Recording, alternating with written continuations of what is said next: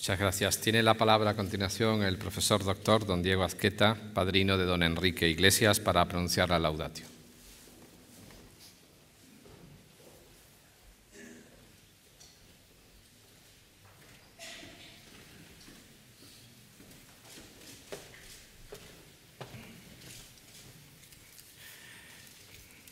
Excelentísimo y magnífico señor rector, querido Enrique, distinguidas autoridades, ilustre claustro universitario, queridos amigos y amigas. Nos encontramos reunidos en esta hermosa e histórica sala, que es el Paraninfo de la Universidad de Alcalá, para conceder el grado de doctor honoris causa a don Enrique Iglesias. Quiero comenzar mis palabras agradeciendo al rector de la Universidad de Alcalá, don Fernando Galván, el haberme otorgado el honor, en su nombre y en el del claustro del Consejo de Gobierno, de pronunciar esta laudatio. El nombramiento de Enrique Iglesias como doctor honoris causa es un reconocimiento al intachable desempeño de un incansable servidor público, un humanista que ha sido protagonista fundamental de los grandes retos políticos que ha enfrentado América Latina en los últimos decenios. La fortaleza demostrada en los años recientes por los países latinoamericanos, incluso en la crisis en la que hoy estamos inmersos, se debe en no pequeña medida a su trabajo e influencia. Es, por tanto, simplemente natural que la Universidad de Alcalá, con tan estrechas e históricas relaciones con América Latina, reconozca esta trayectoria mediante esta merecida distinción. Enrique Iglesias fue el primer gobernador del Banco Central del Uruguay, secretario ejecutivo de la Comisión Económica para América Latina de Naciones Unidas, CEPAL, ministro de Asuntos Exteriores de Uruguay, director del Banco Interamericano de Desarrollo y actualmente ocupa la Secretaría General de la SEGIB, la Secretaría General Iberoamericana. Está en posesión de la Legión de Honor, la Gran Cruz de Isabel la Católica, el Premio Príncipe de Asturias, y ha sido investido doctor honoris causa por numerosas universidades españolas, europeas, norteamericanas y latinoamericanas. Es imposible, por tanto, y ustedes lo comprenderán, en el corto espacio de tiempo del que disponemos, glosar sus méritos académicos, profesionales y políticos, y es además completamente innecesario a la vista del apretado resumen de su currículum que les acabo de presentar. Quisiera, pues, centrar mi intervención resaltando la contribución del doctor Iglesias a un campo del conocimiento y de las relaciones internacionales que nos es particularmente querido, la economía del desarrollo. Esta breve excursión comienza en Santiago de Chile, en 1972, cuando Enrique Iglesias asume la Secretaría Ejecutiva de la CEPAL. En ese momento, sin embargo, la CEPAL se encuentra en una situación crítica. De la mano de su fundador, Raúl Prebisch, y de un muy destacado grupo de colaboradores, había aparecido en América Latina la primera escuela de pensamiento económico que nacía fuera del ámbito académico del mundo desarrollado. La escuela estructuralista de la CEPAL se había convertido ya en un referente teórico heterodoxo y tanto sus contribuciones teóricas como su propia estrategia de desarrollo habían sido objeto de acalorados debates. A comienzos de la década de los 70, no obstante, gran parte de este entusiasmo había desaparecido. El pesimismo sobre los frutos tangibles de estas ideas se había adueñado de la escena y en un injustificable salto conceptual, la economía del desarrollo, tanto de la CEPAL como anglosajona, había quedado en gran medida descalificada. El paradigma neoclásico irrumpía con fuerza. Por otro lado, en el campo político, dictaduras militares criminales van desplazando, incluido el propio Uruguay, a los distintos gobiernos, muchos de ellos populistas, que habían abrazado estas ideas desarrollistas. La continuidad misma de la CEPAL se encuentra amenazada por el gobierno de Augusto Pinochet y solo el buen hacer de Enrique Iglesias evita su cierre, poniendo de relieve en esta difícil trance su fuerte convicción democrática y su defensa de los derechos humanos. El momento es, pues, muy delicado. La CEPAL, como referente teórico, tanto en campo de la política económica como en el institucional, corría el riesgo de caer en la irrelevancia. Efectivamente, los esperados frutos del desarrollo no habían acompañado a las prescripciones de política económica que se asocian con la escuela estructuralista. Quizá puedan señalarse dos carencias que contribuyen a explicar este aparente fracaso. En primer lugar, una excesiva atención a la economía real, olvidando la importancia de la economía monetaria. Curiosa paradoja la de unos autores abiertamente heterodoxos que, sin embargo, y en algunos aspectos, parecían suscribir la equivalencia ricardiana. Por otro, y también paradójico, el olvido de las variables institucionales. La labor de Enrique Iglesias al frente de la CEPAL, desde 1972 hasta 1985, años ciertamente turbulentos, colapso del sistema de Bretton Woods, primera gran crisis del petróleo, crisis de la deuda, se va a centrar en abordar estos problemas. En primer lugar, la pobreza y la distribución de la renta. Los autores cepalinos en general habían participado en un lugar común a la economía del desarrollo de aquellos años, la idea de que la fuente del crecimiento y el progreso se encontraba en la industria, relegando a la agricultura a un papel subordinado, cuando no retardatario, con las gravísimas consecuencias de todos conocidas, no siendo la menor de ellas la negativa evolución en la distribución de la renta. Enrique Iglesias reaccionará contra esta simplificación. Al poner el énfasis en la educación, la innovación y el papel de las microempresas, situaba en una vía más positiva de solución el problema arriba mencionado, el hecho de que el progreso, como quiera que éste se midiera, estaba dejando fuera a una parte considerable de la población. La atención a los más vulnerables, a los excluidos, a las minorías, a la equidad en definitiva, desembocaría a no tardar en la estrategia de desarrollo productivo con equidad que abrazaría la propia CEPAL.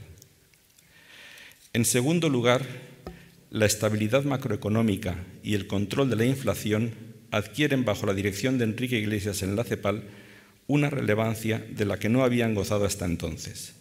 Se impulsarán una serie de reformas, llamadas de primera generación, que desembocarán parcialmente años más tarde, en 1989, en el controvertido Consenso de Washington.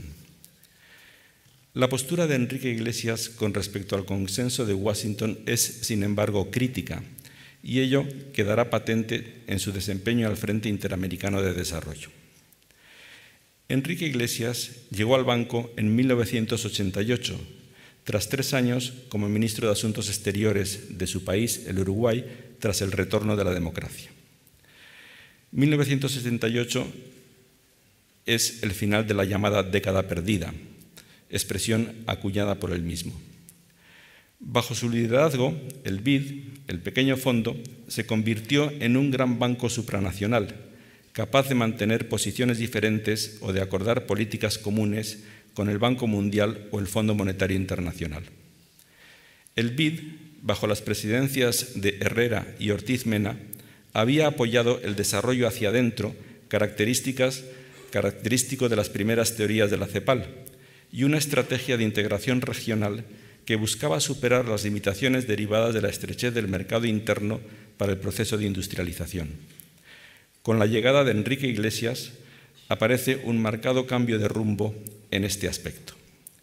En efecto, consecuente con lo que había defendido durante sus años al frente de la CEPAL, el nuevo presidente impulsará una estrategia de integración regional, pero abierta hacia afuera, que no da la espalda a la liberalización del comercio y al proceso de globalización.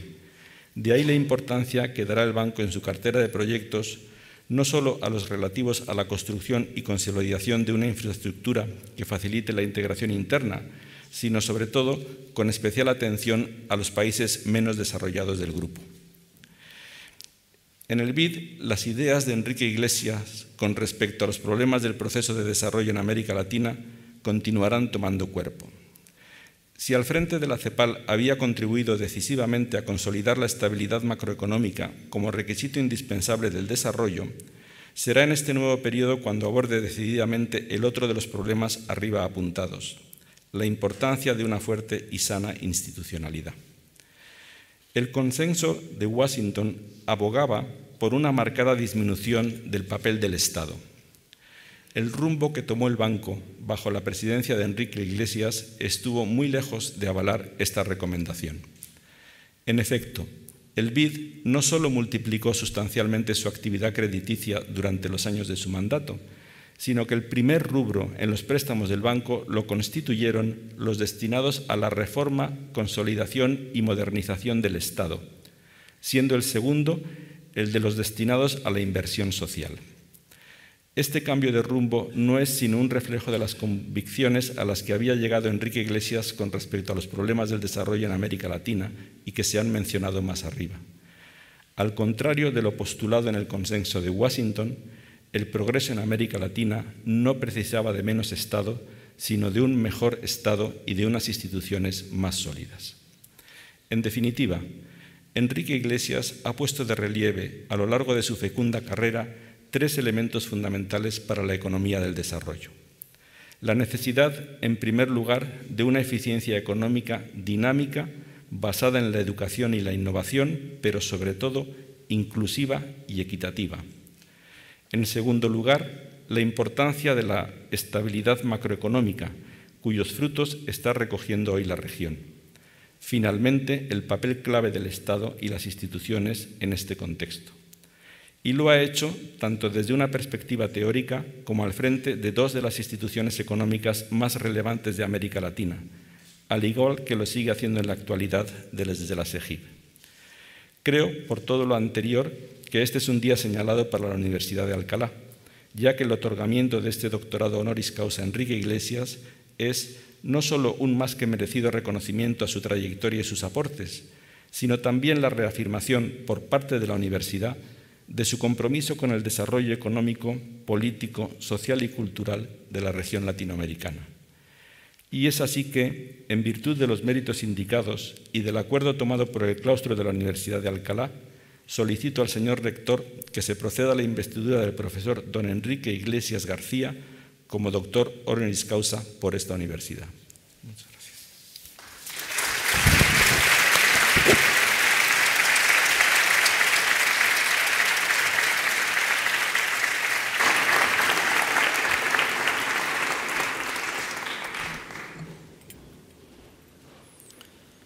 Se va a proceder a tomar juramento o promesa a don Enrique Iglesias, candidato al grado de doctor. Enrique Iglesias, acercaos para prestar con la más plena conciencia el juramento o promesa que os voy a tomar en nombre de esta universidad.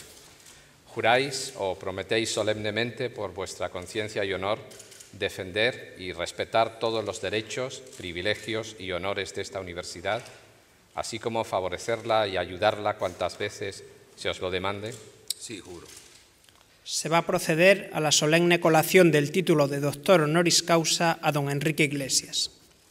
La Universidad de Alcalá, en reconocimiento de vuestros relevantes méritos, os ha nombrado doctor honoris causa. Como testimonio de esta dignidad, en virtud de la autoridad que como rector me está conferida, os entrego el título doctoral. Además, os impongo el birrete laureado, símbolo de tan alto honor. Llevadlo sobre vuestra cabeza como corona de vuestros estudios y merecimientos.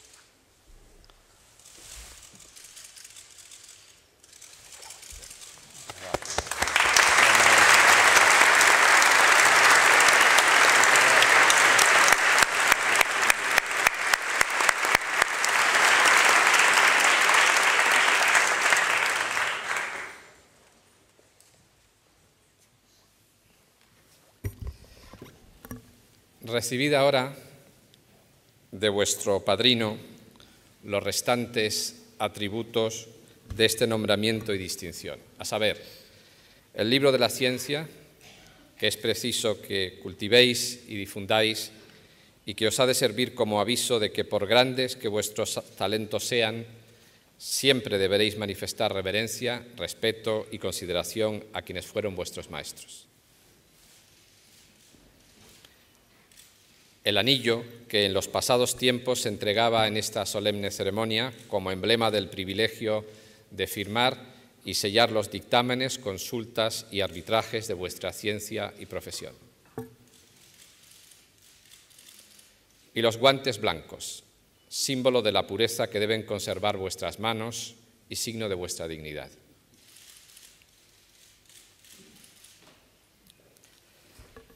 Tiene a continuación la palabra el excelentísimo señor don Enrique Iglesias para pronunciar su discurso de ingreso en este claustro.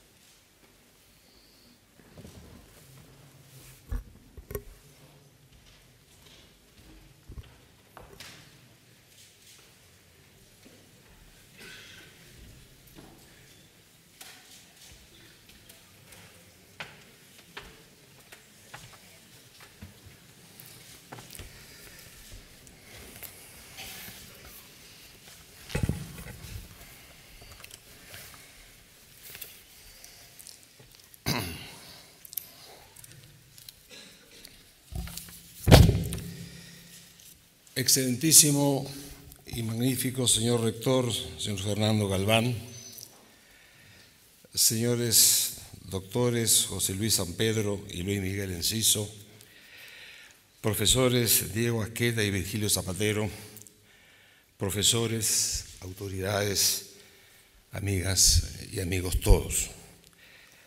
Me siento muy honrado de encontrarme hoy entre ustedes y particularmente por el alto honor que inmerecidamente ustedes me confieren.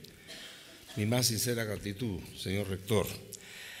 A usted, al profesor Diego Asqueta, por sus generosas palabras, que desde Fundamentos de la Economía tuvo la generosidad de proponerme, y a mi querido amigo, profesor Virgilio Zapatero, antiguo rector, que desde el Departamento de Fundamentos del Derecho y Derecho Penal se sumó a la misma.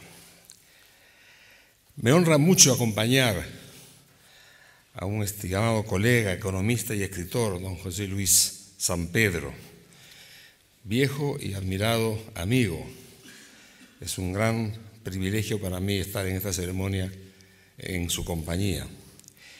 Y al ilustre historiador y político Luis Miguel Enciso en esta mañana de honores. Creo que ambos son exponentes de una España donde la concordia fue posible, donde la reconciliación llevó a la convivencia y a la armonía democrática, proyectando el país en Europa y en Iberoamérica con la plenitud de sus capacidades. Me es muy grato encontrarme en esta prestigiosa universidad, que es producto del entusiasmo y la iniciativa del cardenal Cisneros, y además uno de los grandes puntales de la Universidad Española a lo largo de más de 600 años. Una universidad donde América Latina ha sido siempre un punto de mira y un objetivo de análisis y estudio, como demuestra el prestigioso Instituto de Estudios Latinoamericanos, con quien he tenido el gusto de reunirme en la mañana de hoy. Alcalá recogió la experiencia de Salamanca y Valladolid y llevó a América su propio modelo organizativo, entre otras a nuestra decana, la Universidad de Santo Domingo en 1538. En los siglos siguientes, muchas otras universidades de aquel lado del mar crecieron con la aportación del sistema alcalino, en la enseñanza, en la educación, en la riqueza del saber puesto al servicio de la libertad. Yo no podría olvidarme en la mañana de hoy que esta casa instituyó la cátedra de Raúl Prebisch para recordar precisamente a uno de los grandes pensadores económicos de América Latina. Como mi maestro y querido amigo, me siento muy honrado de poder hablar en esta institución en el día de hoy, comenzando por recordar su ilustre nombre, como hace un rato recordábamos con el amigo San Pedro. Y agradezco también el título que se me acaba de otorgar. Los doctorados honoris causa conllevan, además de un altísimo honor, una responsabilidad que está incorporada en el juramento que acabo de hacer. Y es la de tener en cuenta en la vida, en el trabajo y en la acción los postulados que inspiraron la creación de esta casa de estudios. Yo soy hijo de la Universidad de la República de Montevideo, mi alma mater. En ella me formé, en ella aprendí a estudiar, aprendí a investigar y aprendí a enseñar. Descubrí la docencia muy temprano, de la mano de grandes profesores, y esto constituyó para mí siempre uno de mis mayores placeres intelectuales que conservo hasta el día de hoy. Ciertamente, amigos profesores, enseñar es una de las mejores formas de crear. Me formé en el área de ciencias económicas y administrativas y en mi formación tuvo una enorme relevancia el momento histórico que me tocó vivir, que fue la posguerra, después de haber vivido de adolescente sus grandes cataclismos. Y también las grandes esperanzas que nacieron con la posguerra, con la creación de las Naciones Unidas. Me formé en los aportes de la CEPAL y, como decía en los inicios, en las ideas de este ilustre latinoamericano que fue don Raúl. A quien la vida me iba a dar más tarde, nunca lo hubiera imaginado, el privilegio de sucederlo en el cargo de secretario de esa comisión. A partir de esos conocimientos y esa experiencia académica en desarrollo económico y social, que me aportaba en gran medida el pensamiento cepalino, comencé una labor docente, administrativa y un trabajo intenso de conocimiento de la realidad económica, primero, por supuesto, de mi país, y después realidad económica de todos los países de Latinoamérica y el Caribe. Y a partir de esas experiencias pude ir formando una serie de conceptos, de convicciones, que de alguna manera me gustaría dejar con ustedes muy brevemente en algunos de los grandes elementos que tuve como resultado y la suerte de haber tenido tantas experiencias en mis largos años. Esos 5 conceptos que quisiera mencionar acá son parte, pues, de la práctica de la economía, viéndola en su faz teórica y luego viéndola en la aplicación de la política. La primera lección lleva una palabra que la resume toda, es complejidad. La verdad que cuando empezamos a estudiar y a trabajar con el desarrollo teníamos sueños mucho más simplistas de los que nos dio más tarde la realidad. El desarrollo era mucho más complejo que lo que pensamos en su momento. No era solamente un problema de aumentar la inversión, por supuesto que era muy importante, pero había que hacerlo eso con todo el bagaje de elementos que acompañaban llegar a ese objetivo. Muchas veces apelamos en momentos también tempranos de mi acción a los grandes modelos econométricos, enormemente útiles para conocer la complejidad de las cosas que estamos abordando. En algún sentido peligroso también, porque nos pueden llegar a la convicción de que las cosas son demasiado simples y alejarnos, por tanto, de la realidad. Si algo me dejó este primer elemento de experiencia personal, es que es preciso mirar los problemas más allá de la coyuntura diaria para ir verdaderamente llegar a la estructura de esos problemas, para lo cual hay que tener mentes abiertas, frescas y permanentemente interrogándonos sobre la complejidad del problema que tenemos por delante. Un segundo concepto fue cómo fui descubriendo la importancia de la política en lo que es economía. En realidad, el desarrollo económico es crecimiento económico, pero es también dividendos sociales. Si crecemos es para algo y es para mejorar el bienestar de las grandes mayorías. Pero para hacerlo hay que reposar en un elemento fundamental que es la política. La política importa mucho, porque la movilización de esos recursos requiere confianza. Y el puntal fundamental de la confianza lo da la confianza en las instituciones políticas y en los políticos. Y yo creo que de alguna manera, a lo largo de los años, veía cómo de alguna forma ciertas políticas estaban perfectamente concebidas, se aplicaban en otra parte y fracasaban precisamente porque el factor confianza y la política juega un papel fundamental. De ahí me di cuenta que la economía realmente era economía política y que de alguna forma es a partir de ese concepto que podemos pretender llegar a resultados concretos. El tercer concepto lo da un elemento que sacude hoy todavía el pensamiento económico en forma muy violenta, que es la igualdad. El sistema es muy bueno para crecer en ciertas circunstancias, cuando nos ayudan los precios internacionales, cuando tenemos un descubrimiento de recursos físicos espectaculares o cuando tenemos una muy buena gestión económica. Pero no siempre el crecimiento viene acompañado también del logro de la igualdad. ¿No es acaso sorprendente que el país hoy más dinámico del mundo, con tasas de crecimiento espectaculares como China, sea también uno de los países más desiguales de la Tierra?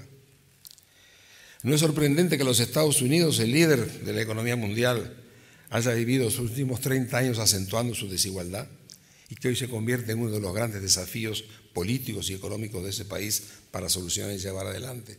Es esa dificultad en crecer y al mismo tiempo distribuir, para mí ha sido y sigue siendo uno de los grandes objetivos de la acción económica y uno de los grandes desafíos precisamente de la política y las políticas. La búsqueda de la igualdad se convierte en un objetivo permanente para los que trabajamos en estas disciplinas. Ese fue el gran choque permanente que me deja a lo largo de los años en que he estado viviendo. Por algo decía aquellas palabras Octavio Paz, que siempre las recuerdo porque son muy sabias, como todo lo que decía él. Él decía que los grandes ideales de la Revolución Francesa, la libertad, la igualdad y la fraternidad, iban a marcar inexorablemente los siglos que siguieron a ella. El siglo XIX, el siglo de la búsqueda de la libertad, el siglo XX, la lucha angustiosa de la igualdad, y por último, el siglo que estamos viviendo, la búsqueda igualmente permanente y persistente de la fraternidad, que en versión moderna podría llamar la solidaridad. Yo creo que estos elementos marcan ciertamente los desafíos que el crecimiento no da por sí solo, sino está acompañado también con razones específicas orientadas al tema de la igualdad. El cuarto frente lo da el reconocimiento duro de que ningún país tiene políticas completamente alejadas, no las puede tener del entorno internacional. Dependemos de ese entorno, dependemos de la globalización, dependemos de que de alguna manera esa globalización opere en el sentido positivo. Ciertamente que ha hecho grandes cosas, la globalización de la tecnología, la globalización de las comunicaciones, la globalización de los sistemas financieros. Todo eso ha sido realmente vehículo para darle a los aspectos del crecimiento un aporte fundamental, abriendo fronteras y dando al comercio y a la inversión horizontes que nunca había tenido. Pero también hemos descubierto en los últimos años el lado oscuro de esa globalización, que es el contagio. Es un fenómeno que de alguna manera los grandes desequilibrios hoy se distribuyen inexorablemente a todos los países en mayor o menor grado. Y los grados de libertad que los gobiernos tienen hoy para hacer frente a sus políticas está siempre limitado por lo que la coyuntura internacional puede hacer a su favor o en contra. Por eso que de alguna manera yo creo que a partir de esta experiencia he podido descubrir, sobre todo en los últimos 20 años, el contagio, una cosa que realmente nos parecía exótica cuando empezamos a estudiar economía. Hoy es una realidad que forma parte de ese oscuro lado de la globalización. Y el último elemento que quisiera traer aquí con ustedes para recordar son los valores. El señor Adam Smith, antes de enseñar economía, enseñaba valores morales. Yo creo que en el mundo de hoy estamos con una gran sed de valores morales, reivindicando esos valores morales en la conducción de los procesos económicos. No solamente en la conducción, en luchar contra la corrupción, pero sino también los valores morales que deben inspirar al empresario, al político, al académico, al estudiante, es decir, a la sociedad en su conjunto. Yo creo que en pos de un crecimiento acelerado hemos sacrificado valores fundamentales para vivir en paz y en armonía con nosotros mismos. Y dentro de esos valores yo diría que uno de los que se destacan además como fuente fundamental son aquellos que se derivan de nuestras propias culturas. ¿Cuántas políticas han ignorado los valores que están detrás de las culturas de los pueblos? ¿Y cuánto han fracasado por no haber sido capaces de conciliar las formas de vida, las tradiciones, las costumbres con esos valores fundamentales que permitían que las cosas funcionaran? Bueno, estos 5 frentes también me sirven hoy para terminar diciendo también se aplican a entender la realidad actual. Yo decía, el primer elemento es el de la complejidad. Hoy es uno de los elementos más complejos en la historia de la humanidad. Estamos enfrentados a un cambio de época, a un cambio civilizatorio. Y no es fácil entender lo que va a pasar. Va a terminar algún día, van a ser muchos días más por delante. Pero vamos a saber que el punto de llegada no es el punto de partida, ni en la economía, ni en la sociedad, ni en la forma de hacer política, ni en las relaciones internacionales. Yo creo que esa complejidad de hoy hace que tenemos que ser prudentes en cuanto a en quedar seducidos por los problemas de corto plazo y no tener el sosiego de sentarse y mirar a dónde estamos yendo en este mundo de hoy. Creo que eso, para mí, quizás sea producto de tantos años, es de alguna forma muy importante, porque esa complejidad nos puede permitir ubicar en el verdadero sitial para poder tomar políticas en forma claras e inteligentes. En segundo lugar, importa la política mucho, muchísimo. Es decir, hoy por hoy yo diría que mucho de la crisis que tenemos hoy en el mundo, ustedes en Europa la están viviendo intensamente, tiene que ver con la política, tiene que ver también con políticas que despierten confianza, en las cuales la gente pueda creer. Es un factor fundamental. El despertar la confianza en las cosas que se hacen es fundamental para que realmente las cosas funcionen.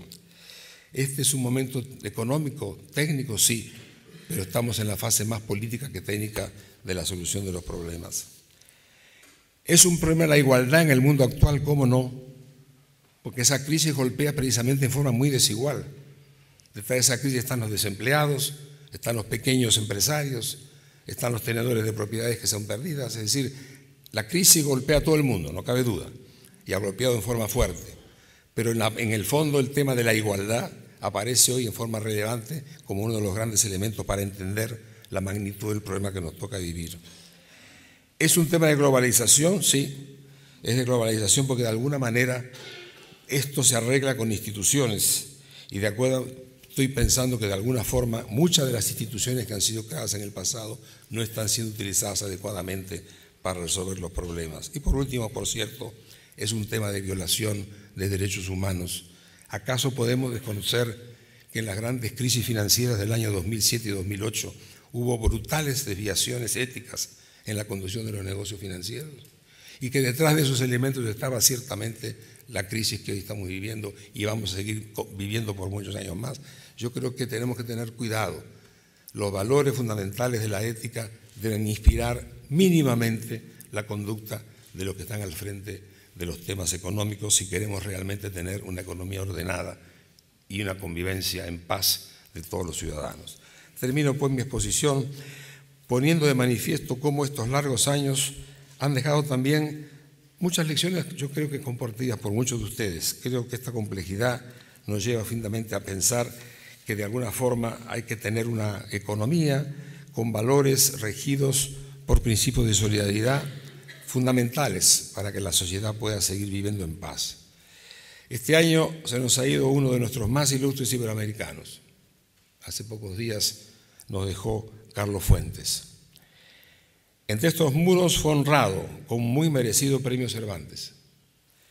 En su memoria, con sus palabras, querría decir, como resumen de cuando les he expuesto, y lo cito, no sé si tengo más certezas que ayer, porque los cambios son acelerados, pero los principios que han guiado mis pasos en la vida son los mismos, no han cambiado, y así permanecerán cuanto tiempo me quede.